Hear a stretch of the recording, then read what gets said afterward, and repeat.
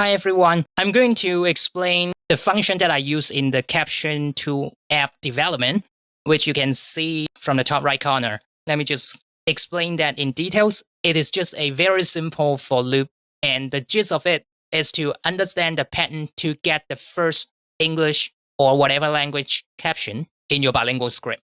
Let me just get into idle. So I just go into my virtual environment. You might have your own, so just get into your own environment. So if you don't know how to get into your environment, feel free to watch the video on the top right. So just activate it and then go to idle lib.idle. So this is just the default IDE. Actually, I've uploaded the tutorial to my GitHub, so feel free to refer to the code. All right, let me just go back to the GitHub and put it side by side. Grab the tutorial. I'll put the link in the description. And it should be in Python Beginner. This one, split SRT tutorial. Grab the line.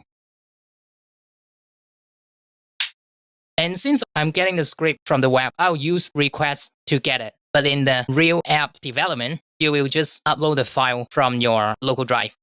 That's completely different. And here I'll use request. Just import request as REQ. I'll create a list called combine to turn the script that I get from the web to a list. Okay, so it's req.get, and then I'll get the URL, which is combine SRT, put it into text dot split lines. Okay, so if I print the first 16 lines, I should get this. Just basically this line. Okay. Don't bother with the format because we will fix that in the final part. So let's take a look at the script. Just pretend that we have 3 lines of caption. For each line of caption, it has 4 parts. The first line is the index. So you see 1, 2, and 3. And the second part of the caption is the timecode. So it is the second line of each caption, right? Second line, second line, second line. And the third part is the top language. In this case, it is English. So as you see, the third line here is English. The third line here is English. And the third line here is also English. Okay, so you know the fourth line is the bottom language. In this case, it is Cantonese. All right, the fourth line, fourth line, fourth line. Okay, that's why if you take a look at the for loop, let's say if I want to extract only the English caption, then it is this one. So before that, we need to define 2 things. The first thing is the begin position of the language. Let's say I want to get the English one, which is the top language. So the top position, which is the first line that we see the English caption. So it is the third line, right? But we won't put 3 here because in Python, we will start counting from 0 instead of 1. So the first line is 0. The second line is 1, and the third line is 2. So the first line that we see the English caption is 2, which is the third line. Okay? Then we need to figure out the lines between each English caption. So from line number 2, we need to count 1, 2, 3, 4, and 5. So we see the next line after 5 lines. The next caption will be 1, 2, 3, 4, 5, and so on. We call it step, and the step is 5. So with that in mind, we can start with the for loop. Okay, so that means for I in combine. So you know why it is combined? Because combine is a list we define here. The letter I means each item in this list separated by the comma. So I can be this one, or this one. Okay? If you look here, it's like this one, this one, this one, this one, or this one. So that means for each item in combine, if the line number I, if you divide I by the step, which is 5, the percentage key means you want to get the remainder if you divide the line number I by the step number 5. Okay? So if you get the remainder equals the begin position, which is 2, right? We want to return the index. So what is the index? It is the first line, and it is also 2 lines on top of the English caption. Just pretend that I is the number of the English caption. So the index assign I minus 2 to the index, which is this one, I minus 1 minus 2.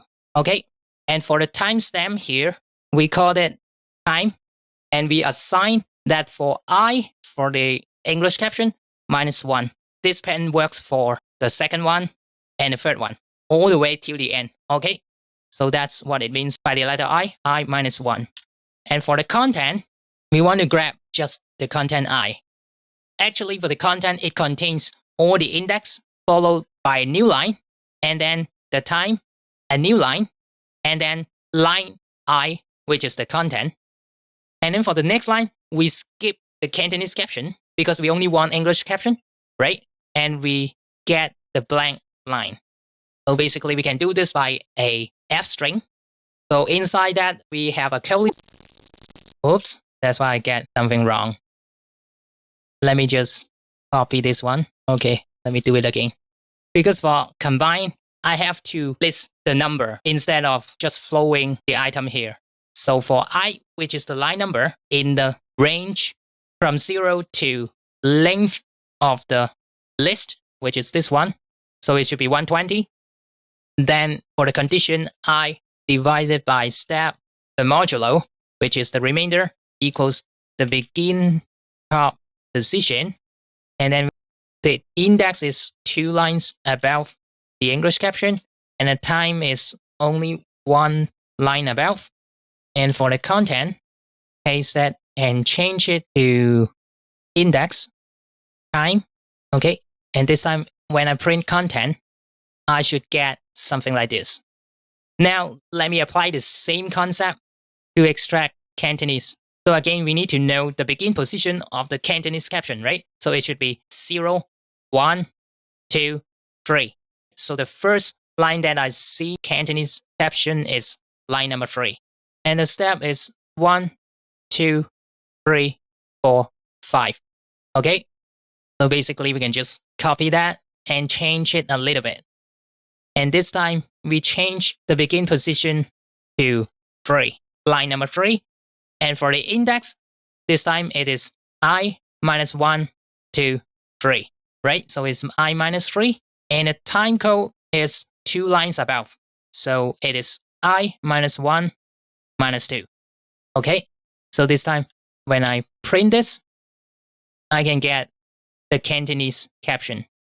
That's the idea behind. So basically, you can apply this concept to the app development, and you can watch the whole series on how to build a caption tool on that. So hopefully it helps. Thank you. Bye-bye.